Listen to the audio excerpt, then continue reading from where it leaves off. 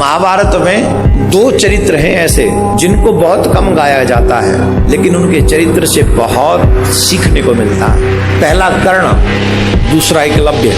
कई लोग विपत्तियों में घिरकर, मुसीबतों में घिरकर नास्तिक बन जाते हैं। कई लोग ऐसे बन जाते हैं कि धर्म ही परिवर्तन कर लेते हैं। जो लोग कहते हैं कि मैं नास्तिक होता जा रहा हूं, क्यों? कि भगवान हमारी मदद ही नहीं करता। भगवान है कहाँ? है तो उसे हमारा दुख नहीं दिखता। तो आज मैं उसी प्रसंग को आपको बताना चाहता हूं। जब पता चला कि कर्ण, महाभारत का युद्ध होगा, तो महाभारत का युद्ध जब निश्चित होगा तो भगवान श्री कृष्ण ने सोचा एक योद्धा कौरवों की तरफ ऐसा है जिसे अगर पांडवों की तरफ ले लिया जाए तो पांडवों की विजय आज ही सुनिश्चित हो जाएगी। आज ही वो योद्धा आ जाए तो, और उस योद्धा का नाम था कर्ण। किसी और पर न ये जिम्मेदारी छोड़कर भगवान श्री कृष्ण कर्ण को समझाने के लिए स्वयं गए।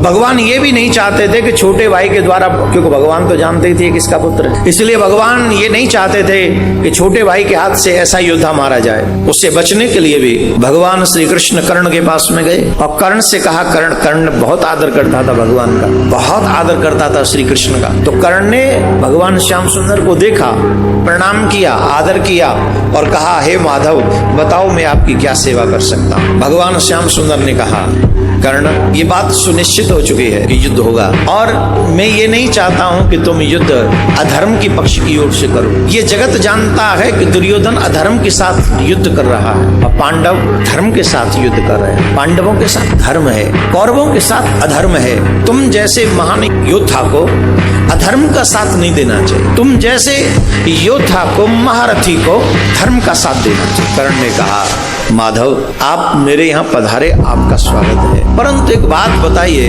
मुझे इस समाज ने दिया क्या? जिस दुर्योधन को आप कह रहे हैं वो अधर्मी है, सच कहूं तो आज मेरे पास जो भी कुछ है वो दुर्योधन का ही दिया हुआ है। ये जो मान है, ये सम्मान है, ये जो राज्य है, मुझे सिर्फ दुर्योधन ने दिया।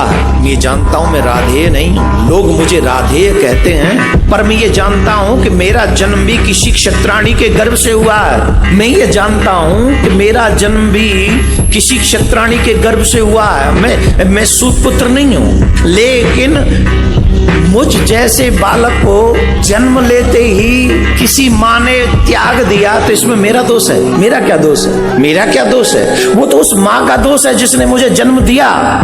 मुझे जन्म ही क्यों दिया, और जन्म दिया तो मुझे त्याग क्यों दिया? इसमें मेरा क्या दोष है? मेरा कोई दोष नहीं, फिर भी उस दोष को मैं ढो रहा हूं। मुझे सूत पुत्र कहा जाता है, इसमें मेरा कोई कसूर नहीं। मैं द्रोणाचार्य के पास में गया, मैंने कहा मैं आपसे शिक्षा, धनुष विद्या सीखना चाहता हूं। तो उन्होंने कहा तुम सूत पुत्र हो, मैं तुम्हें शिक्षा नहीं दे सकता, क्योंकि मैंने सिर्फ क्षत्रियों को धनुष विद्या सिखाने का वचन लिया है। मैं जानता था उनका पुत्र तो ब्राह्मण पुत्र हुआ, फिर भी वो अपने पुत्र को धनुष विद्या दे रहे थे, पर मुझ पात्र को भी कुपात्र बना दिया। मुझे धनुष विद्या नहीं सिखाई।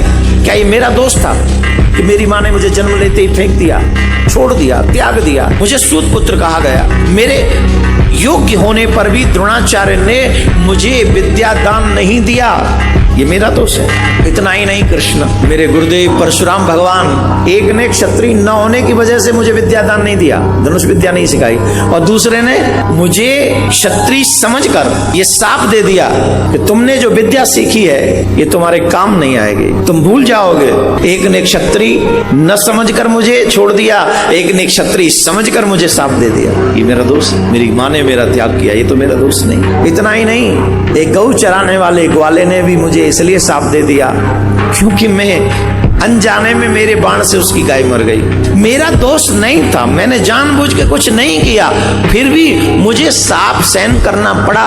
मैं जानता हूं कि दुर्योधन अधर्मी है, मैं जानता हूं कि वो जिद्दी है, मैं जानता हूं कि वो कुमार्ग पर जा रहा है। मैं द्रौपदी के स्वयंवर में उन सभी योद्धाओं से श्रेष्ठ था जो स्वयंवर में मौजूद थे।